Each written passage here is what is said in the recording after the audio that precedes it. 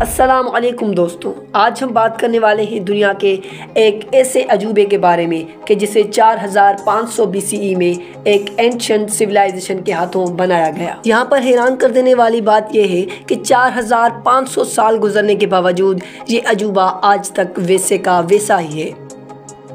इसका वज़न तकरीबन 6 मिलियन टन और इसकी हाइट तकरीबन 147 मीटर बताई जाती है। जी हाँ, मैं बात कर रहा हूँ the great pyramids of Egypt, जिसे आप ग्रेट पिरामिड ऑफ गिज़ा के नाम से भी जानते हैं।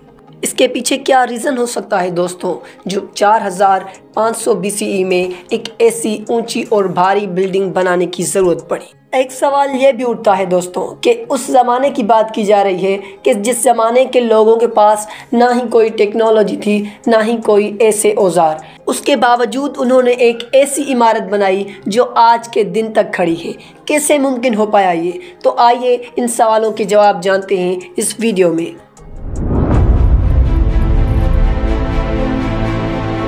तो दोस्तों, ग्रेट पिरामिड ऑफ गिज़ा मिस्र की नाइल नदी के किनारे वाक़ है। कुछ हिस्टोरियंस के मुताबिक इस पिरामिड को 2560 BCE में बनाया गया था, उस वक्त के मिस्र के बादशाह यानी फ़ेरो खुफू के थ्रू, जो कि ओल्ड किंगडम ऑफ इजिप्ट की 4th डायनेस्टी का 2nd फ़ेरो था। दोस्तों, पिरामिड ऑफ गिज़ा वहाँ मौजूद एक अकेला पिरामिड नहीं, बल्कि ऐसे देखने वाले 2 और पिरामिड भी हैं, पिरामिड ऑफ खाफरे और pyramid of Menkaure. According to historians, pyramid of Khafre Khufu के बेटे खाफरे ने बनाया था और पिरामिड ऑफ मेनकोरे खाफरे के बेटे मेनकोरे ने बनवाया था।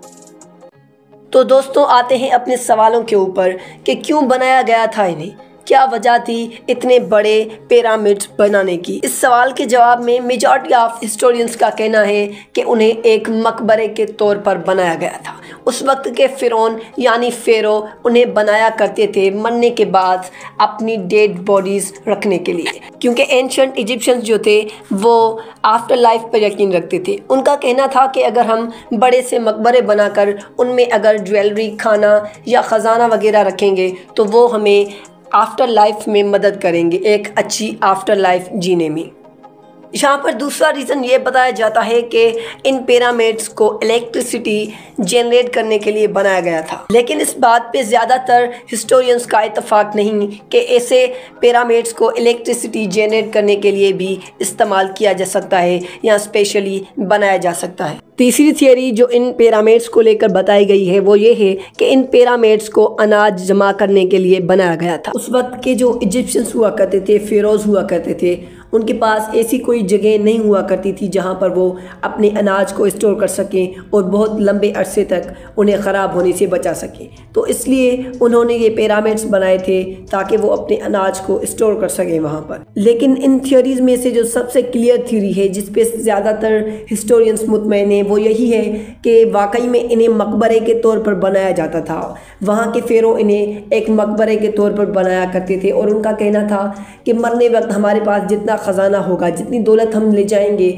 अपने मकबरों में रखेंगे, हमारी लाइफ आफ्टर डेथ इतनी ही अच्छी गुजरेगी। दोस्तों, अब आते हैं इन पिरामिड्स की सबसे बड़ी मिस्ट्री पर कि इन्हें बनाया कैसे गया, आखिर कैसे मुमकिन हो पाया ये उस वक्त में जबकि इजिप्शियंस के पास पहिया तक नहीं था। तब भी उन्होंने एक ऐसी इमारत बनाई कि जिसमें ऐसे पत्थर इस्तेमाल किए गए जिनका वज़न 2.5 टन से लेकर 80 टन तक का है। दोस्तों, इन पत्थरों को मूव कैसे किया गया और 147 मीटर की ऊंचाई तक कैसे पहुंचाया गया, आइए जानते हैं। दोस्तों, इस बात को लेकर के कैसे बनाया था उन लोगों ने इन पिरामिड्स को, क्या तरीका इस्तेमाल किया था, क्या टेक्नोलॉजी यूज़ की इन पिरामिड्स को बनाने में और इतने भारी भरकम पत्थरों को मूव करने में और 147 मीटर की ऊंचाई तक ले जाने में। हिस्टोरियंस के मुताबिक उस वक्त के लोग इन पत्थरों को पिरामिड्स तक ले जाने के लिए पानी का इस्तेमाल करते थे। वो लोग इन पत्थरों को एक साथ बांधकर उनके नज़दीक ही लकड़ियाँ लगा देते थे जो उन्हें पानी में तैरने में मदद करती थी, और इसी तरह वो इन पत्थरों को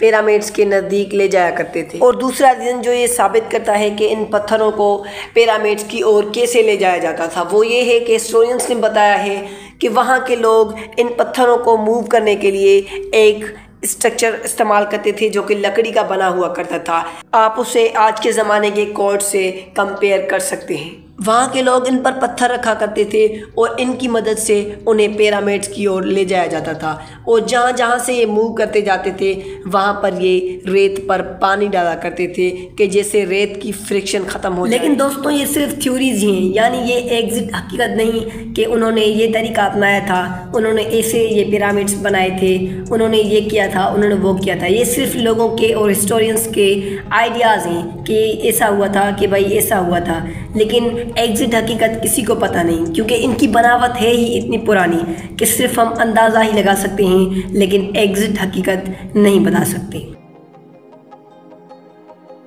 दोस्तों उम्मीद है कि वीडियो आपके लिए बहुत हेल्पफुल रहा होगा।